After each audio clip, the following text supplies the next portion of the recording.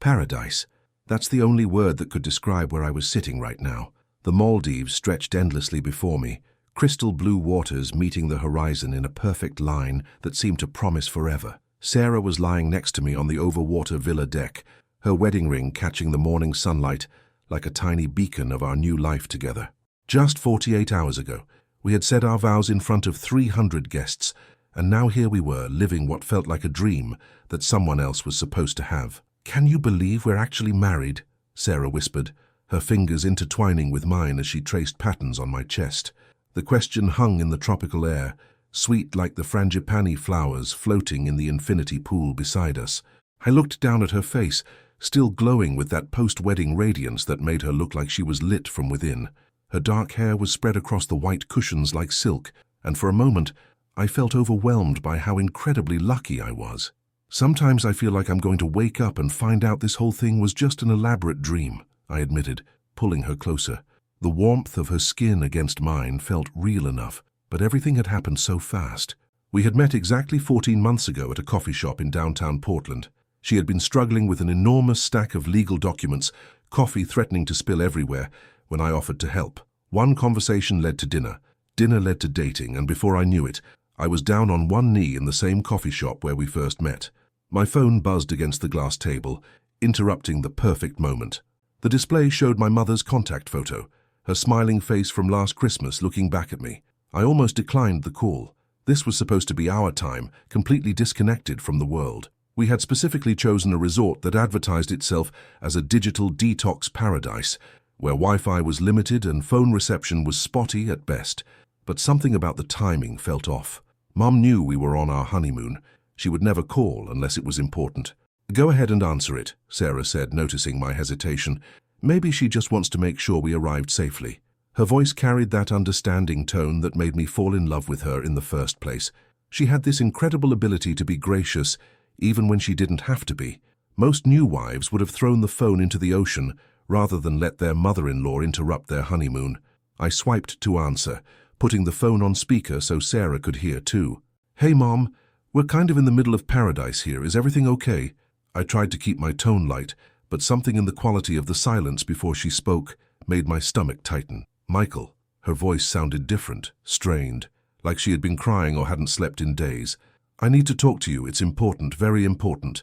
The words came out in a rush, like she had been practicing them but still couldn't get them right. I sat up straighter, and I felt Sarah do the same beside me. "Mom, you're kind of freaking me out here. What's going on? Did something happen to Dad?"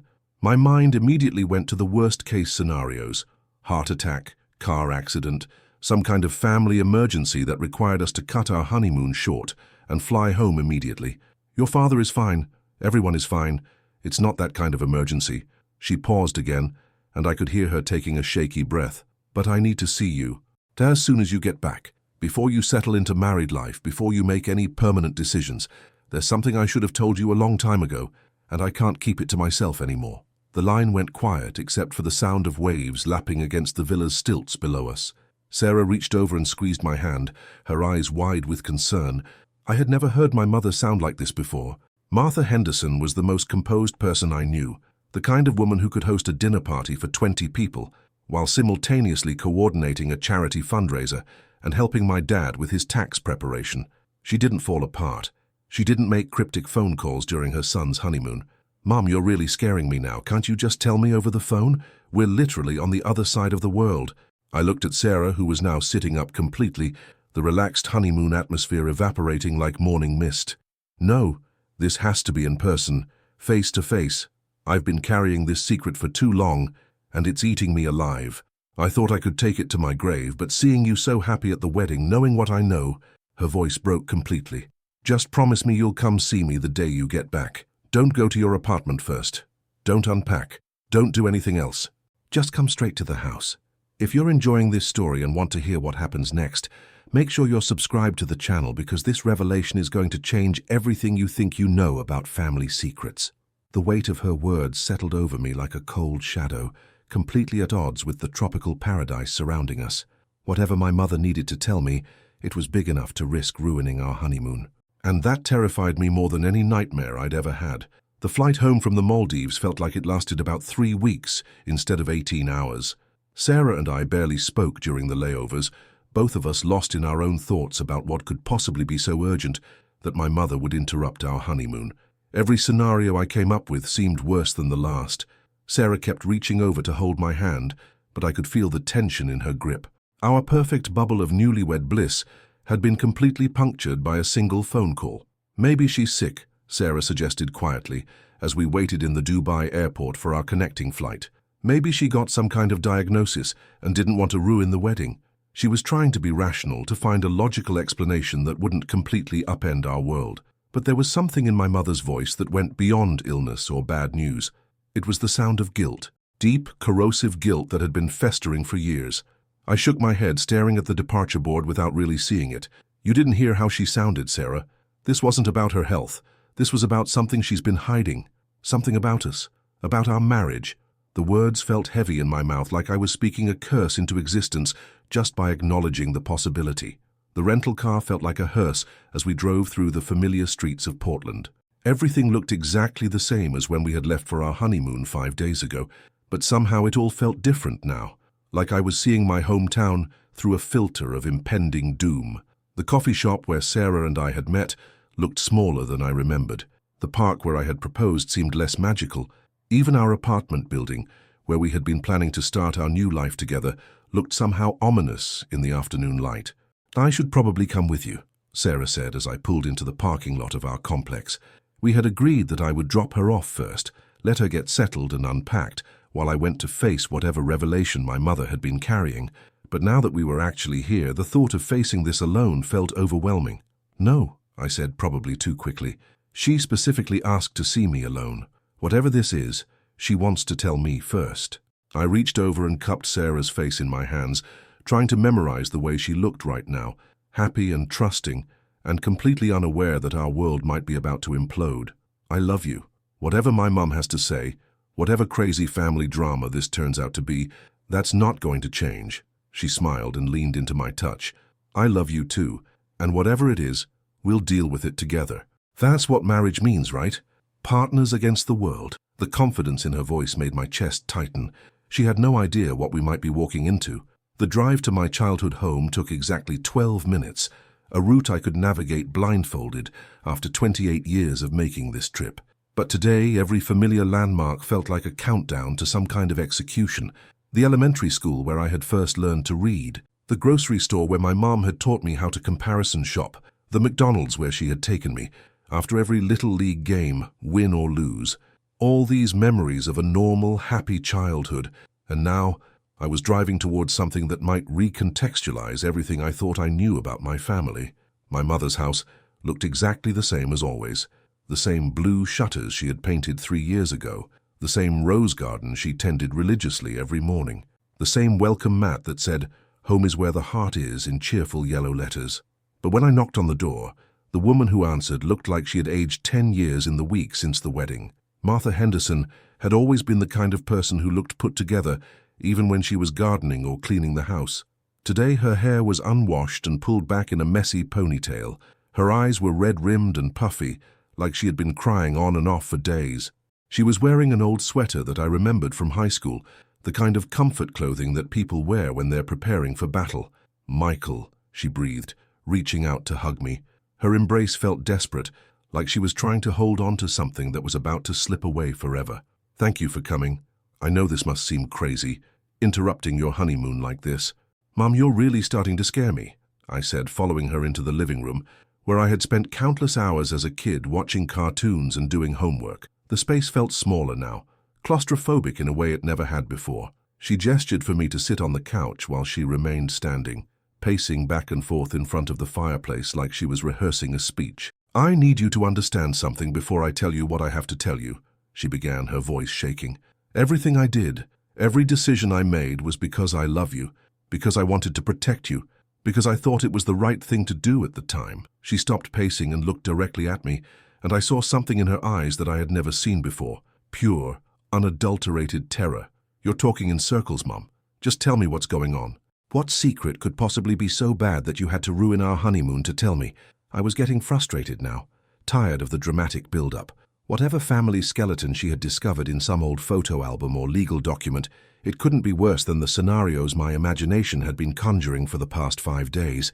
She took a deep breath, the kind people take before jumping off a cliff. Michael, there's something about Sarah that you don't know. Something about her family that I should have told you before the wedding. Something I should have told you the first day you brought her home. Her hands were shaking now, and she gripped the back of the armchair to steady herself. My blood turned to ice water in my veins. This wasn't about some distant relative or family financial problems. This was about Sarah, about my wife, about the woman I had just promised to spend the rest of my life with. What about Sarah? The words came out as barely a whisper. My mother closed her eyes like she couldn't bear to look at me while she spoke. Sarah's father isn't who she thinks he is. Her mother had an affair 28 years ago, right around the time Sarah was conceived. An affair with someone Sarah has never met, someone she doesn't even know exists. She opened her eyes and looked directly at me, and I saw my entire world about to collapse in her expression. Michael, Sarah's biological father is your father. Sarah is your half-sister. The words hit me like a physical blow, like someone had just punched me in the stomach and knocked all the air out of my lungs. For a moment I couldn't breathe, couldn't think, couldn't process what my mother had just said. The living room around me seemed to tilt and blur, like I was looking at it through water or thick glass. This couldn't be real. This couldn't be happening. No. The word came out flat, emotionless, like my brain had simply rejected the information and was trying to reboot. No, that's not possible. You're wrong. You have to be wrong. I stood up from the couch so fast that I nearly lost my balance, the blood rushing from my head making everything spin. My mother was crying now, tears streaming down her face as she watched me try to process the impossible. I wish I was wrong, Michael. I've wished I was wrong every single day for the past year, ever since you first brought her home and I saw her face. The resemblance to your father is unmistakable once you know what to look for. The same eyes, the same smile, even the same little dimple in her left cheek that you have. I backed away from her, shaking my head violently. This is insane. This is absolutely insane. People don't just accidentally marry their siblings. This is something that happens in horror movies, not in real life, not to normal people like us. My voice was getting higher, more panicked, as the reality of what she was saying started to sink in. Sit down, Michael, please. Let me explain everything. She reached toward me, but I jerked away from her touch like it was poison.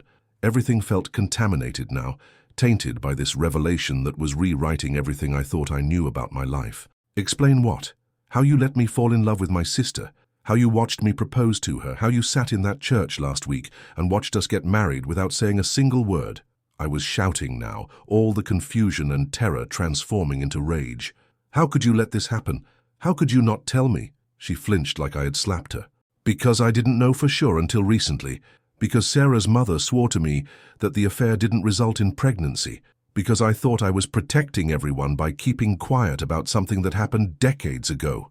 Her own voice was rising now, desperation bleeding through every word. I sank back onto the couch, my legs giving out as the full weight of the situation crashed over me. Oh God, Sarah. Sarah doesn't know. She has no idea. The thought of my wife, my beautiful innocent wife who was probably at home right now unpacking our honeymoon clothes and planning our future together, made me feel sick to my stomach. That's why I had to tell you now, before you settled into married life, before you made any permanent decisions about children or buying a house together. This secret was killing me, Michael. Every time I looked at the two of you together, all I could think about was the truth that I was hiding. My mother sat down across from me, her face a mask of guilt and anguish. Children. The word escaped my lips like a gasp. Sarah and I had been talking about starting a family soon.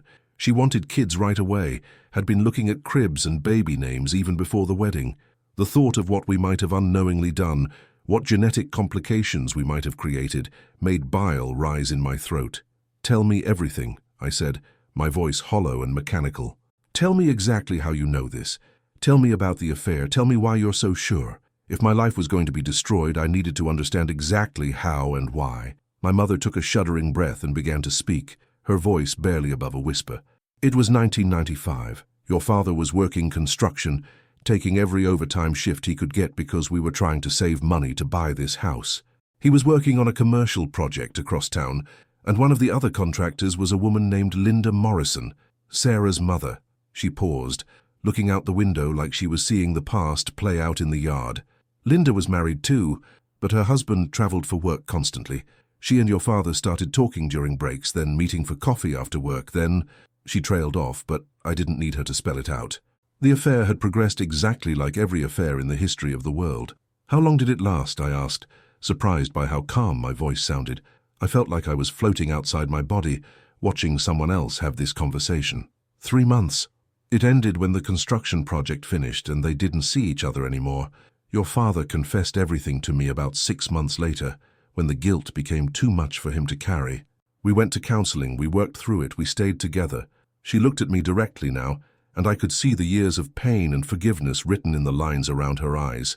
But Linda was pregnant, I said, the pieces clicking together in my mind like a horrible puzzle. Linda was pregnant, but she told your father it wasn't his. She said the timing was wrong, that it had to be her husband's baby. Your father believed her because he wanted to believe her. We both did. It was easier to accept that story than to deal with the alternative. My mother's voice was getting smaller and smaller, like she was disappearing into herself. The room felt like it was closing in around me. 28 years of lies, of coincidences, of a secret that had been hiding in plain sight. When did you figure it out? When did you know for sure? The first time you brought Sarah home for dinner. The moment she walked through that door, I knew. She has your father's eyes, Michael. Exactly his eyes. And when she smiled, my mother's voice broke completely. It was like seeing your father as a young woman. I knew immediately, but I hoped I was wrong. I prayed I was wrong. Hit that like button if you can't believe what's happening right now, because this story is about to get even more complicated. I felt like my entire identity was crumbling, like everything I thought I knew about myself and my family had been built on a foundation of lies. Sarah, my beautiful wife who was waiting for me at home, had no idea that our marriage was not just wrong but illegal, and somehow I was going to have to find a way to tell her. I sat in my car outside my mother's house for almost an hour after leaving, my hands gripping the steering wheel so tightly that my knuckles had gone white. The engine was running, but I couldn't bring myself to put the car in drive. Where was I supposed to go? How was I supposed to face Sarah when everything about our relationship had just been revealed as a lie? How was I supposed to pretend that nothing had changed when everything had changed? My phone buzzed with a text from Sarah. How did it go with your mom? Everything okay? I'm making your favorite pasta for dinner. Love you. The casual normalcy of the message made my stomach lurch. She was at home right now, probably humming while she cooked, planning our evening together, completely oblivious to the fact that our entire marriage was a genetic nightmare. Instead of going home, I found myself driving to the one place where I could think clearly, the downtown library. It felt bizarre, almost surreal to be conducting research about my own life like I was writing a college paper, but I needed facts, I needed evidence. I needed to know for absolutely certain that my mother wasn't somehow mistaken before I destroyed both our lives with this information. The genealogy section was tucked away in a quiet corner of the 3rd floor, surrounded by dusty reference books and microfilm machines that looked like they hadn't been used since the 1990s. I started with the basics: birth certificates, marriage records, anything that might give me concrete information about Sarah's parentage. But Linda Morrison had been smart.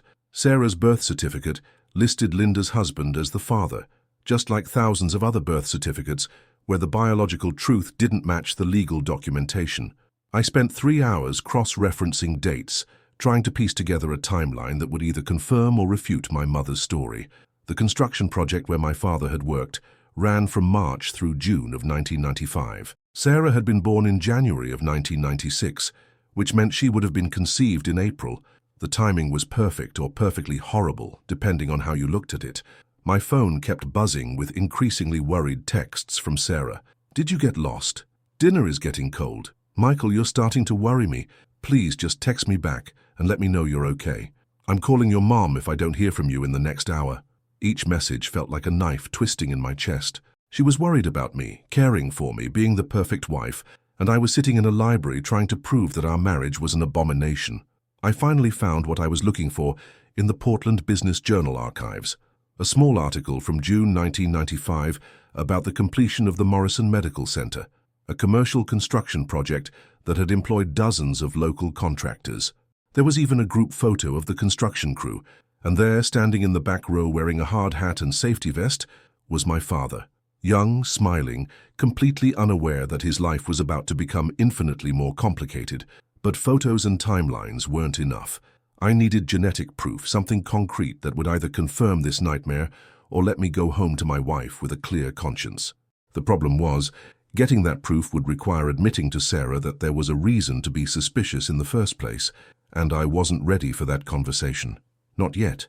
I drove to the nearest pharmacy and bought a home DNA testing kit, the kind that people use to trace their ancestry or find long-lost relatives.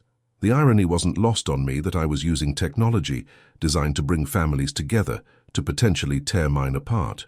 The kit came with 2 sample collection tubes, and as I stared at them in the parking lot, I realized I was holding the power to either save or destroy my marriage.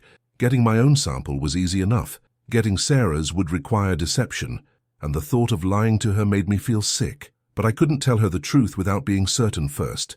I couldn't destroy her world based on a suspicion, even if that suspicion was eating me alive from the inside. When I finally walked through the door of our apartment, Sarah practically flew across the room to hug me. "Thank God you're okay. I was about to call the police. You've been gone for 6 hours." Her relief was so genuine, so pure, that I almost broke down right there in her arms. She had been worried about me while I was out gathering evidence that our love story was actually a genetic horror story. "I'm sorry," I whispered into her hair, breathing in the familiar scent of her shampoo. "My mom just had some family stuff to work through. Nothing major, just complicated." The lie tasted bitter in my mouth, but I forced myself to smile when she pulled back to look at my face. "Well, whatever it was, you look exhausted. Come on, let's eat dinner and you can tell me all about it." She took my hand and led me toward the kitchen, where she had set the table with our good dishes and lit candles, like this was a celebration instead of potentially our last normal evening together. We ate in relative silence, Sarah chattering about her day and her plans for redecorating the apartment now that we were officially living together as a married couple. Every word she spoke felt like another weight added to the crushing guilt I was carrying. She was planning our future while I was planning how to potentially end it. After dinner, I volunteered to do the dishes while Sarah took a shower. This was my chance. I carefully collected a few strands of her hair from her hairbrush, sealing them in one of the testing tubes, with hands that shook so badly I could barely hold the container steady. Each strand felt like evidence in a crime I hadn't meant to commit. That night, lying in bed next to my wife, I stared at the ceiling and tried to imagine what I would do if the test came back positive. Would I tell her immediately? Would I try to get the marriage annulled quietly? Would I leave town and start over somewhere else where no one knew our story? Every scenario I could think of ended with Sarah hating me, and I couldn't bear the thought of losing her even if keeping her meant living a lie. The DNA test kit sat on my desk at work for 3 days before I finally worked up the courage to send it off to the lab. I had been carrying the secret like a lead weight in my chest, going through the motions of normal life while everything inside me screamed that nothing would ever be normal again. Sarah had started asking questions about my mood, wondering why I seemed so distant and distracted. I made excuses about work stress and adjusting to married life, but I could see the worry growing in her eyes. The lab promised results in 7 to 10 business days, which meant I had at least a week to figure out how to handle whatever truth was coming. But I couldn't wait that long to start getting answers. There were too many pieces of this puzzle that didn't make sense, too many questions that only one person could answer. I needed to talk to my father. Dad worked at the same construction company, where he'd been employed for over 30 years, the same company where he'd met Linda Morrison back in 1995. I had never visited him at work before, had never had a reason to show up at the sprawling warehouse and office complex on the industrial side of town, but today, I needed to see the place where my life had been unknowingly set on this collision course. The receptionist, a friendly woman in her 50s, directed me to the project management office where Dad spent most of his time these days. He had worked his way up from manual labor to overseeing major commercial builds, and his office reflected that success. Photos of completed buildings lined the walls, along with safety awards and certificates of appreciation from various clients. Michael, he looked genuinely surprised and pleased to see me, rising from behind his desk to give me one of his bone-crushing bear hugs. "What brings you to my humble corner of the construction world? Shouldn't you still be in honeymoon mode?" His smile was so genuine, so completely free of guilt or awareness, that for a moment I almost convinced myself that my mother had been wrong about everything. "We got back a few days ago," I said, settling into the chair across from his desk. The office suddenly felt too small, too warm, like all the oxygen had been sucked out of the room. Actually, I wanted to talk to you about something Mom told me. The change in his expression was subtle but immediate. His smile didn't fade completely, but something shifted behind his eyes, a wariness that hadn't been there moments before. What did your mother tell you? His voice was carefully neutral, but I could hear the tension underneath. I had rehearsed this conversation a dozen times in my head, but now that I was actually sitting here, all my planned words disappeared. She told me about Linda Morrison, about what happened in 1995. The words felt huge and clumsy in my mouth, like they were too big for the space between us. Dad's face went completely white, all the color draining out of it like someone had pulled a plug. He sank back into his chair, his hands gripping the armrest so tightly that I could see his knuckles turning white. For a long moment, neither of us spoke. The only sound in the room was the distant noise of construction equipment and the humming of the fluorescent lights overhead. "Jesus Christ," he finally whispered, his voice barely audible. "She actually told you." He looked up at me with eyes that were suddenly years older, weighted down with guilt and regret that I had never seen before. "I never thought she would actually tell you. We agreed that it was better to let sleeping dogs lie. Dad, please tell me she's wrong. Please tell me that Linda Morrison's daughter isn't actually your daughter too." I leaned forward in my chair, desperate for him to laugh and explain how my mother had gotten confused about dates or people or something, anything that would make this nightmare go away. Instead, he put his head in his hands and took a shuddering breath. "I don't know, Michael. I honestly don't know. Linda told me the baby wasn't mine, that the timing was wrong, that it had to be her husband's. I wanted to believe her. God, I wanted to believe her more than I'd ever wanted to believe anything in my life." "But you had doubts," I said, reading the confession in his posture. "I had doubts," he admitted, looking up at me with red-rimmed eyes. "The timing wasn't wrong, not even close. Linda was trying to protect everyone involved, including me, by claiming the baby belonged to her husband. But I've always wondered. For 28 years, I've wondered if there was a child out there who was biologically mine." The room felt like it was spinning around me. "And you never tried to find out? You never tried to contact Linda or see the baby?" My voice was getting louder, anger starting to cut through the shock and disbelief. "What was I supposed to do, Michael? Destroy 2 marriages and 3 families based on a suspicion? Linda made it clear that she wanted nothing to do with me after the affair ended. She wanted to pretend it never happened, and I was in no position to argue with that decision." He stood up and walked to the window, staring out at the construction yard below. "Your mother and I were trying to rebuild our marriage. The last thing we needed was a constant reminder of my betrayal." "Our constant reminder," I repeated slowly. "Dad, that constant reminder just married your son. I've been in love with my half-sister for over a year, and nobody thought to mention this possibility until after the wedding." I was standing now too, my voice echoing off the walls of the small office. He spun around to face me, his own anger finally surfacing. How was I supposed to know? Linda moved away after the construction project ended. I never saw her again, never heard her name mentioned. When you started dating Sarah, when you brought her home to meet us, how was I supposed to know who her mother was? She uses her husband's last name, not Morrison. There was no way to make the connection. "Until Mom saw her face," I said, the pieces clicking together in my mind. "Until Mom saw the resemblance and put 2 and 2 together. Your mother has always been smarter than me," Dad said quietly, deflating back into his chair. "The moment Sarah walked through our door, your mother knew. She pulled me aside that night and asked me if I thought Sarah looked familiar. When I realized what she was suggesting," he trailed off, shaking his head. "You both knew for almost a year and said nothing," I said, my voice flat and emotionless. "You watched me fall deeper in love with her. You watched me propose. You walked me down the aisle at my wedding, knowing that I might be marrying my sister. We hoped we were wrong," he exploded, slamming his hand down on the desk. "We prayed we were wrong. What were we supposed to do, destroy your happiness based on a resemblance and some fuzzy math? Demand a DNA test from your girlfriend's mother based on a decades-old affair that we had all agreed to forget?" I stared at my father, this man I had looked up to my entire life, and realized I was seeing him clearly for the first time. He wasn't the hero of my childhood stories. He was just a flawed, frightened man who had made a terrible mistake and spent 30 years running from the consequences. "I need to know the truth," I said finally. "I've already sent DNA samples to a lab. In a few days, I'll know for certain whether Sarah and I are related." Dad nodded slowly, looking older than I had ever seen him look before. "And then what? What happens if the test comes back positive?" I walked toward the door, then stopped and looked back at him. Then I figure out how to tell my wife that our marriage is a lie and our families have been covering it up for months. And then I figure out how to live with the fact that everyone I trusted most in the world let this happen. The call came on a Thursday morning while I was sitting in a client meeting, trying to pretend that my world wasn't hanging by a thread. My phone buzzed with an unfamiliar number, and for a moment I considered letting it go to voicemail. But something told me this was the call I had been both dreading and desperately waiting for.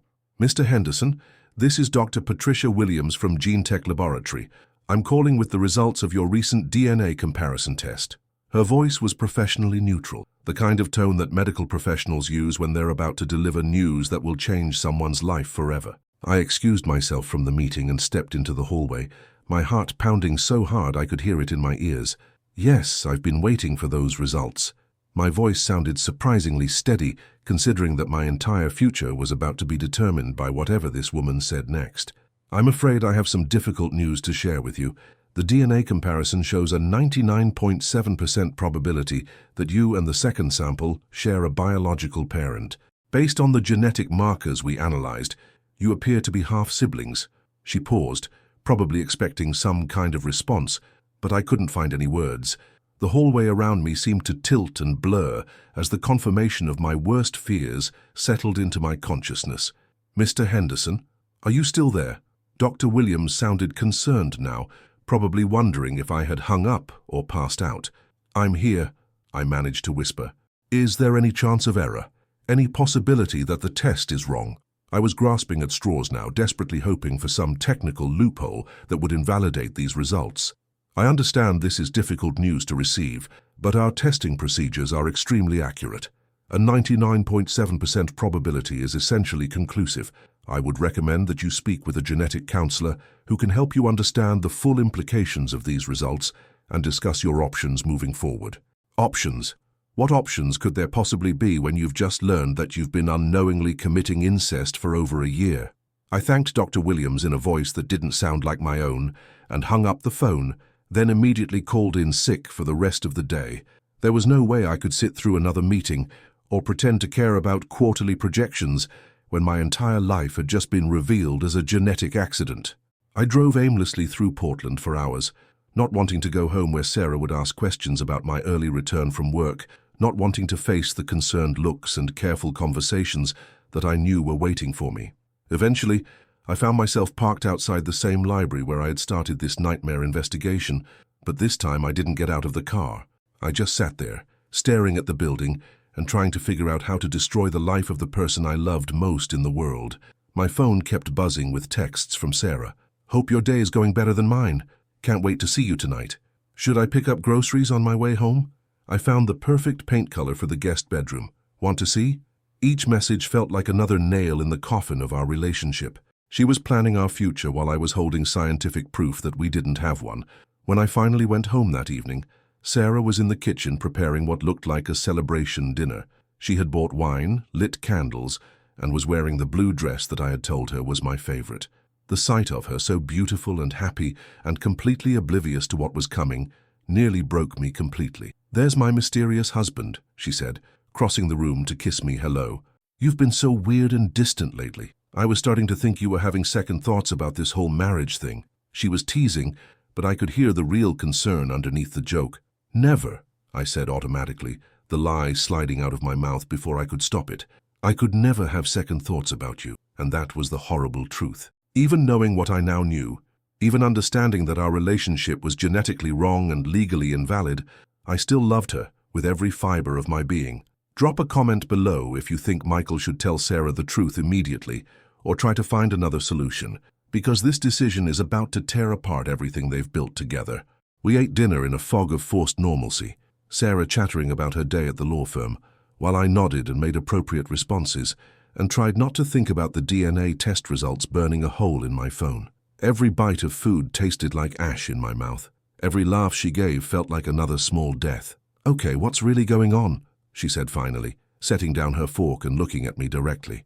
"And don't tell me it's work stress or wedding fatigue or anything else. I know you, Michael Henderson, and something is seriously wrong. You've been acting strange ever since we got back from our honeymoon." This was it. This was the moment when I had to either tell her the truth or commit to living a lie for the rest of our lives. I looked at her face, so trusting and concerned and full of love for me, and I realized I couldn't do either. I couldn't destroy her world with the truth, but I also couldn't pretend that nothing had changed. "I need to show you something," I said quietly, pulling out my phone. My hands were shaking as I scrolled to the email from the lab, the clinical language that had just shattered my entire understanding of reality. "But before I do, I need you to know that none of this changes how I feel about you. Nothing could ever change that." She reached across the table and took my hand, her touch warm and steady and completely trusting. "Michael, you're scaring me. Whatever it is, we can handle it together. That's what marriage means, right? No matter what happens, we face it as a team." I turned the phone toward her and watched her face as she read the results. I watched the confusion appear first, then dawning understanding, then complete horror as the implications sank in. I watched the color drain from her cheeks and her hand fly to her mouth as if she could somehow take back the words she had just read. "This isn't real," she whispered, her voice barely audible. "This is some kind of mistake. Labs make mistakes all the time. This has to be wrong." But even as she said it, I could see in her eyes that she knew it wasn't wrong. All the pieces were falling into place for her just like they had for me. "I wish it was a mistake," I said, reaching for her hand, but she pulled away from me like my touch was toxic. "Sarah, I had no idea. My family had no idea until recently. This was just a horrible, impossible coincidence." She stood up from the table so fast that her chair fell over backward, the crash echoing through our apartment like a gunshot. "A coincidence? A coincidence that we fell in love and got married and have been—" She couldn't finish the sentence, couldn't say out loud what we had been unknowingly doing for the past year. "Sarah, please let me explain everything. Let me tell you how we found out. What my mother told me." I stood up too, desperate to somehow make this better, to find some way to salvage something from the wreckage of our lives. "I can't," she said, backing away from me toward the front door. "I can't be in the same room with you right now. I can't think. I can't breathe. I need to get out of here." She grabbed her purse and keys from the counter, and I realized she was actually leaving. "Sarah, wait. Where are you going? We need to talk about this. We need to figure out what to do." I followed her toward the door, but she spun around to face me with eyes that were wild with panic and disgust. "What to do? What to do?" Her voice was getting higher, more hysterical. "We're siblings, Michael. We're married siblings. There's nothing to figure out because this marriage is over. This relationship is over. Everything between us is over." She yanked open the front door and ran down the hallway, leaving me standing in the doorway of our apartment, watching the only woman I'd ever loved disappear into the night. I didn't sleep at all that night. I sat on our couch until dawn, staring at my phone and waiting for Sarah to call or text or give me some sign that she was okay. The apartment felt enormous without her in it, every room echoing with memories of our life together that now felt tainted and wrong. Around 3 in the morning, I found myself going through our wedding photos, trying to understand how something that had felt so right could be so fundamentally wrong. There we were, dancing at our reception, looking at each other like we had discovered the secret to happiness. There was my father, walking me down the aisle with tears in his eyes, knowing that he might be delivering his son into an abomination. There was my mother, crying during our vows, her tears of joy mixed with guilt and terror. How many people at that wedding had suspected the truth? How many of our friends and family members had celebrated a union that should never have existed? Around 6 in the morning, my phone finally buzzed with a text from Sarah. "I'm staying at my sister's house. Don't try to contact me. I need time to process this." The message was brief and cold, nothing like the warm, affectionate texts she usually sent, but at least she was safe. At least she hadn't done anything drastic in her shock and horror. I called in sick to work again, knowing that there was no way I could function in a professional environment when my personal life had just imploded. Instead, I found myself back at my mother's house, needing answers to questions that I hadn't even known to ask before. She opened the door looking like she hadn't slept either, her face drawn and haggard with worry. "I told her," I said without preamble, walking past her into the living room where this nightmare had begun just a week ago. "I got the DNA test results yesterday. We're definitely siblings. And I told Sarah everything last night." My mother sank into her chair like all the strength had gone out of her legs. "Oh, Michael, how did she take it?" Her voice was filled with the kind of dread that comes from knowing you're about to hear something terrible. About as well as you'd expect someone to take the news that their marriage is incestuous and their entire life is a lie, I said bitterly. She ran out of the apartment and hasn't come home since. She's staying with her sister and won't take my calls. I'm so sorry, Mum whispered, tears starting to stream down her face. I'm so incredibly sorry. I never wanted this to happen. I never wanted either of you to get hurt like this. But you let it happen anyway, I said, my voice harder than I had ever used with my mother before. You and Dad both knew there was a possibility, and you said nothing. You let us fall deeper in love. You let us get married. You let us go on a honeymoon where I couldn't finish the sentence. The thought of what Sarah and I had done in the Maldives, how happy and intimate and completely unaware we had been, made me feel sick to my stomach. What were we supposed to do? Mom asked, her voice breaking. Destroy your happiness based on a suspicion? Ruin your relationship based on something that happened 30 years ago? We hoped we were wrong. We prayed we were wrong. You could have insisted on a DNA test before the wedding, I shot back. You could have found a way to contact Linda Morrison and get the truth. You could have done 100 things differently, instead of just hoping that your suspicions were incorrect. My mother was crying openly now, her shoulders shaking with the weight of her guilt and regret. You're right. We should have done something sooner. We should have found a way to get answers before it went this far. But Michael, you have to understand we were terrified of being wrong and destroying your happiness for nothing. Instead, you were right and destroyed our happiness anyway, I said. The only difference is that now we're married. Now we have legal documents and shared bank accounts and a lease on an apartment. Now we have to figure out how to undo an entire life instead of just ending a relationship. I spent the rest of the morning calling lawyers, trying to understand the legal implications of what we had unknowingly done.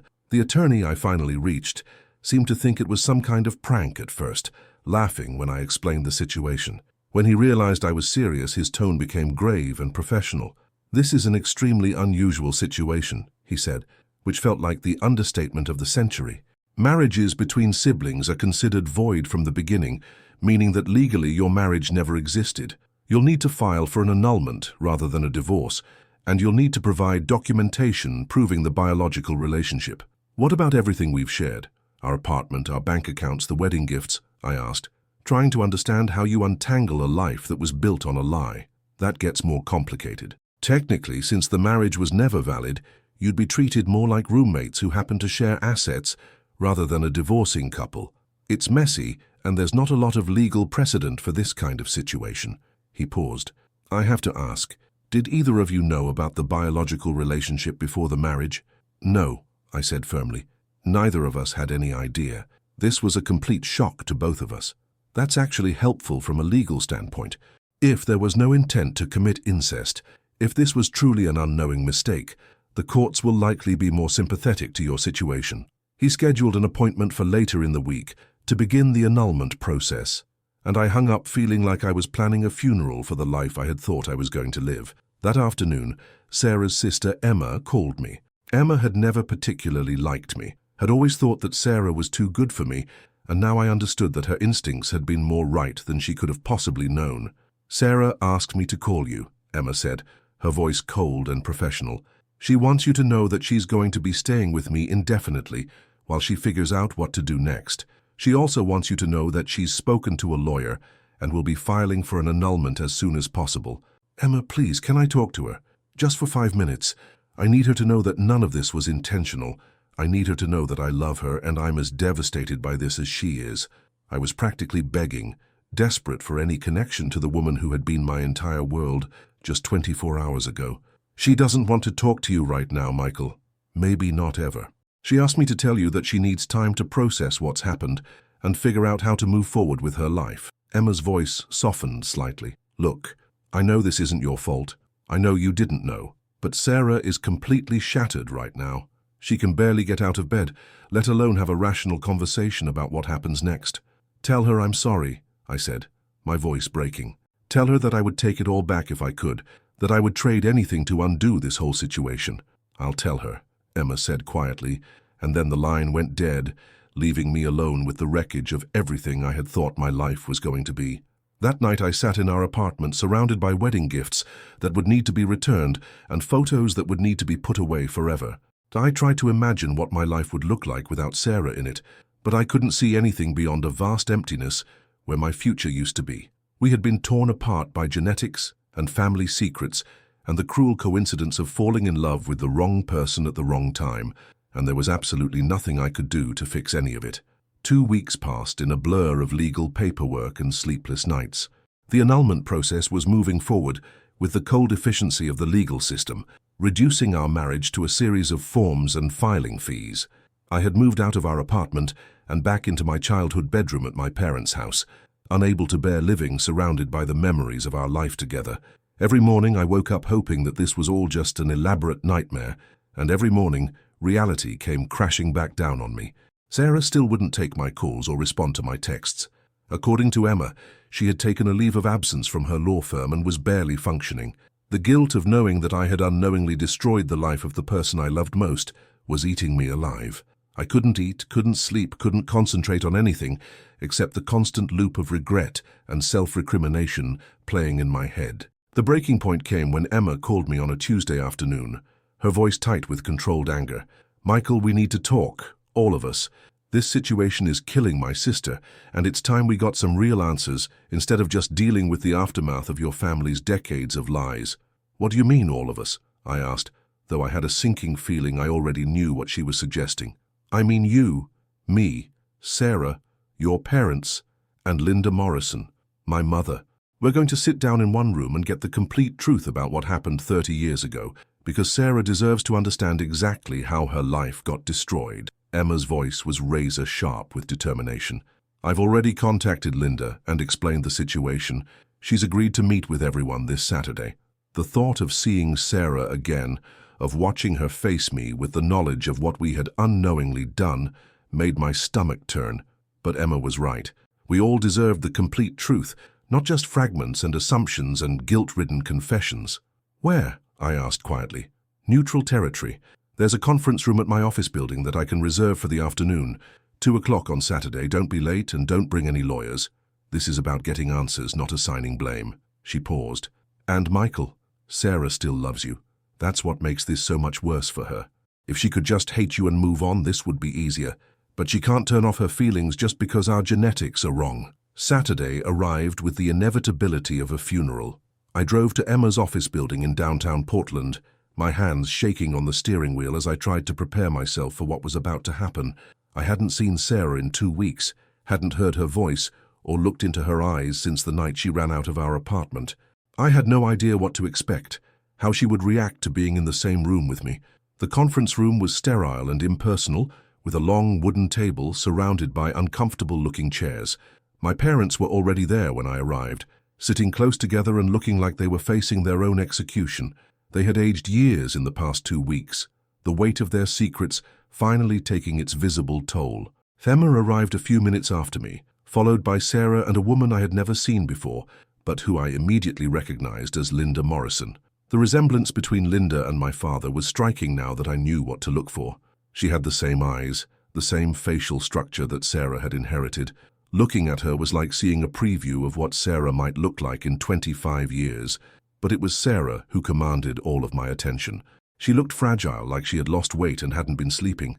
Her eyes were red-rimmed and hollow, and when she glanced at me briefly before taking a seat as far away from me as possible, I saw a pain so deep that it made my chest ache. "Well," Emma said, settling into her chair and looking around the table like a prosecutor about to make her opening statement. "Here we all are, the people whose lies and secrets and poor decisions have destroyed 2 innocent lives." Her gaze lingered on my parents and Linda. "I think it's time we heard the complete truth about what happened in 1995. Linda Morrison looked older than her years, worn down by decades of carrying secrets. When she spoke, her voice was quiet but steady. "I want to start by saying that I never intended for any of this to happen. The affair was a mistake, a moment of weakness during a difficult time in my marriage. When I realized I was pregnant, I convinced myself that the baby had to be my husband's because the alternative was too complicated to deal with." "But you knew there was a chance," my mother said, her voice barely above a whisper. "You knew that the timing made it possible." "Of course I knew," Linda replied, a flash of anger crossing her face. "Do you think I'm stupid? Of course I knew that Robert could be the father, but my husband and I had been trying to have a baby for years. When I got pregnant, he was overjoyed. How was I supposed to tell him that the child he was so excited about might not be his?" "So you lied to everyone," Emma said coldly. You lied to your husband. You lied to Robert. You lied to yourself. I made a choice to protect my family, Linda shot back. I ended the affair. I moved across town. I cut all contact with Robert, and I raised Sarah as my husband's daughter. It seemed like the best solution for everyone involved. Except you never told Sarah the truth, I said, finding my voice for the first time since entering the room. You let her grow up not knowing that half of her medical history was a lie. You let her fall in love and get married without knowing who she really was. Linda's composure cracked, and I saw tears starting to form in her eyes. How was I supposed to tell her? When she was 5, 10, 15? At what point do you tell your daughter that her father might not be her father and that there's another family across town that she's related to? She looked directly at Sarah, who hadn't spoken since entering the room. Honey, I thought I was protecting you. I thought that what you didn't know couldn't hurt you. But it did hurt her, my father said, speaking for the first time. It hurt both of them in the worst possible way. He looked at me, then at Sarah, his eyes filled with regret. Linda, we all made choices that seemed right at the time, but we were wrong. We were all wrong. Sarah finally spoke, her voice so quiet that we all had to lean forward to hear her. I need to understand something. When did each of you realize what was happening? When did you figure out that Michael and I were related? She was looking around the table, but her gaze lingered on my mother. The first time you came to dinner, Mom admitted. The moment you walked through our door, I knew. You look exactly like Robert did when he was young. The resemblance was unmistakable. And you said nothing, Sarah continued, her voice getting stronger, harder. You watched us date for over a year. You helped plan our wedding. You gave a toast at our reception about how perfect we were together. Her voice broke on the last words, and I saw her hands clenching into fists on the table. We hoped we were wrong, Dad said desperately. We prayed that the resemblance was just a coincidence, that our fears were unfounded. We didn't want to destroy your happiness based on a suspicion. So instead you let us destroy ourselves, Sarah said, standing up from her chair so quickly that it scraped against the floor. You let us fall deeper in love. You let us make promises to each other. You let us get married and go on a honeymoon where we... She couldn't finish the sentence, but we all knew what she was trying to say. Share this with someone who needs to hear about the consequences of keeping family secrets, because what happens next will show you why honesty is always the better choice, no matter how painful the truth might be. The room fell into a heavy silence, the weight of 3 decades of lies and poor decisions pressing down on all of us like a physical force. I want to know everything, Sarah said, her voice steady, despite the tears streaming down her face. I want to know exactly when this affair happened, how long it lasted, and why none of you thought to get a DNA test at any point in the last 30 years. She was looking directly at Linda now, and I could see years of anger and betrayal building up behind her eyes. Linda took a shaky breath and began to speak, her voice getting stronger as she told the complete story for the first time. The affair lasted 3 months, from March to June of 1995. Robert and I worked on the same construction project, and we started talking during breaks. He was having problems at home.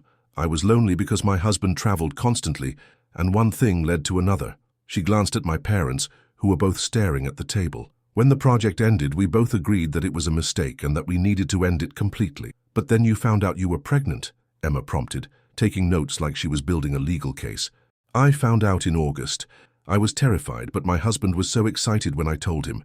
We had been trying for years, and he saw the pregnancy as a miracle. How could I tell him that the miracle might actually be the result of my affair? Linda's voice was getting smaller, like she was disappearing into herself. You could have told him the truth, Sarah said harshly. You could have been honest instead of building our entire family on a lie. I was 28 years old and scared out of my mind, Linda shot back, some of her anger finally surfacing. I made the best decision I could with the information I had at the time. I chose to protect my marriage and give my child a stable home with a father who loved her unconditionally. Except he wasn't my father, Sarah said, her voice breaking completely. For 28 years, I've had the wrong medical history. I've made decisions about my health, my future, my children based on genetic information that was completely false. She turned to look at my father, and I saw something shift in her expression, a hardness that hadn't been there before. And you knew there was a chance I was your daughter, and you never tried to contact me? Never tried to be part of my life? Dad's composure finally cracked, and he began crying openly. Sarah, I wanted to know. God, I wanted to know so badly. But Linda made it clear that she wanted nothing to do with me after the affair ended. I had no legal rights, no claim to make. I was just the other man, the mistake that everyone wanted to forget. You could have fought for DNA testing, Emma said, her lawyer instincts taking over. You could have gone to court and demanded paternity rights, and destroyed 3 marriages in the process, Mom said quietly. Don't you think we considered that option? Don't you think we spent years wondering if we should pursue the truth? But what right did we have to blow up Linda's family based on a suspicion? You had the right of being a father, Sarah said, looking directly at my dad. You had the right to know your own child, and I had the right to know my real family. She paused, wiping tears from her face. Instead, you all chose the easy path. You chose to avoid difficult conversations and uncomfortable truths, and you let Michael and me pay the price for your cowardice. The accusation hung in the air like a physical slap. I had never heard Sarah speak so harshly, had never seen her so angry and hurt and completely betrayed. The woman I had fallen in love with was strong and kind and forgiving, but the woman sitting across from me now had been hardened by betrayal and trauma into someone I barely recognized. What happens now? I asked, breaking the silence that had fallen over the room. Where do we go from here? How do we all move forward after this? Sarah looked at me for the first time since entering the room, really looked at me, and I saw something in her eyes that made my heart break all over again. It wasn't anger or disgust or hatred, it was grief. She was looking at me like I was already dead, like she was mourning the loss of everything we had been together. I don't know, she said quietly. I honestly don't know how any of us move forward from this. Michael, I still love you. That's the most horrible part of this entire situation. I can't just turn off my feelings because our genetics are wrong. I can't stop loving you just because loving you is now impossible. The words hit me like a physical blow. I had been hoping, praying, that somewhere in her anger and hurt, there might be a path back to each other, some way to salvage something from the wreckage of our relationship. But hearing her say that she still loved me, while knowing that love was now forbidden, felt like the cruelest torture imaginable. Sarah, I started, but she held up her hand to stop me. No, don't say anything. There's nothing you can say that will make this better. There's nothing any of us can say that will change what we are to each other. She stood up again, gathering her purse and coat. I'm going to finish the annulment process. I'm going to return the wedding gifts and figure out how to explain to our friends why our marriage lasted exactly 3 weeks. And then I'm going to try to build a life that doesn't include any of you. Honey, please, Linda said, reaching toward her daughter. Don't shut me out completely. I know I made mistakes, but I'm still your mother. Sarah looked at Linda with an expression that was pure ice. You're the woman who raised me, but you're not my mother. My mother would have told me the truth. My mother would have protected me from this. She turned toward the door, then stopped and looked back at all of us one more time. I hope the secrets you've all been keeping were worth destroying 2 lives over. I hope that 30 years of lying and hiding and pretending was worth watching your children fall in love with each other and get married before anyone found the courage to tell the truth. And with that, she walked out of the conference room and out of my life, leaving the rest of us sitting in the wreckage of 3 decades of poor decisions and family secrets that had finally exploded in the most devastating way possible. 6 months later, I was living in Seattle, working for a different construction company and trying to build a life that didn't constantly remind me of everything I had lost. The annulment had been finalized 3 months after our meeting in Emma's conference room, officially erasing our marriage like it had never existed. Legally, Sarah and I had never been husband and wife. Emotionally, the ending of our relationship felt like a death that I was still mourning. I had tried therapy, had tried dating other people, had tried throwing myself into work and hobbies and anything that might distract me from the constant ache of missing her, but nothing worked. Every woman I met was inevitably compared to Sarah, and none of them came close to measuring up. Every relationship felt hollow and meaningless after experiencing the kind of love that Sarah and I had shared, even if that love had been genetically impossible. My parents and I had slowly begun to rebuild our relationship, though it would never be the same as it was before. The trust had been fundamentally broken, not just between us, but in my understanding of family and truth and the people who are supposed to protect you from harm. They had moved to Florida shortly after the confrontation, unable to bear living in Portland where every street corner held memories of their failures. I had heard through mutual friends that Sarah had also left Portland, taking a job with a law firm in San Francisco, where she could start over without constantly running into people who knew about our situation. Emma had told me during one brief and uncomfortable phone conversation that Sarah was doing better, but still struggled with trust issues and had no interest in dating anyone. The trauma of our relationship had left scars on both of us that might never fully heal. The strangest part of the whole situation was that Linda Morrison and my father had eventually started talking, trying to work through their own guilt and regret about the choices they had made decades ago. They had both lost children as a result of their affair and their subsequent lies, and they found an odd comfort in sharing their grief with the only other person who could truly understand what they were going through. On a rainy Thursday afternoon in November, almost exactly 1 year after our wedding, I got a call from an unknown number with a San Francisco area code. For a moment, my heart stopped, thinking that maybe Sarah had finally decided to reach out. Instead, it was Emma, her voice careful and professional. "Michael, I'm calling because Sarah asked me to. She wanted you to know that she's engaged." The words hit me like a physical blow, even though I had known this day would eventually come. "His name is David, and he's a good man who makes her happy. She wanted you to hear it from someone you knew rather than finding out through social media or mutual friends." I sat down heavily in my apartment kitchen, trying to process this information. Is she happy?" I asked, surprised by how steady my voice sounded. "She's getting there," Emma said gently. "It's been a long road for her, rebuilding her ability to trust people and believe in love again. But David is patient and kind, and he knows about what happened with you. He's helping her heal." She paused. "She also wanted me to tell you that she forgives you. She forgives all of us. She said that carrying anger and resentment was making it impossible for her to move forward, so she's choosing to let it go."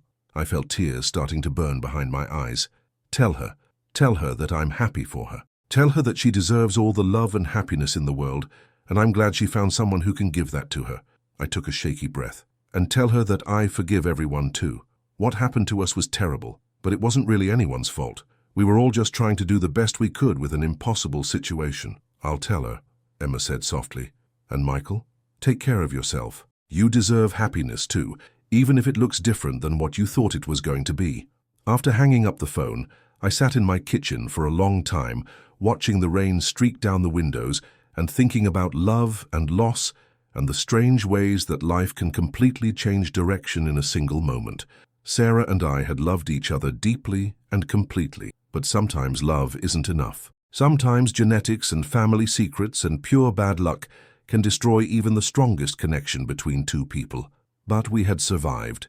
We had both found ways to build new lives from the ashes of our destroyed dreams.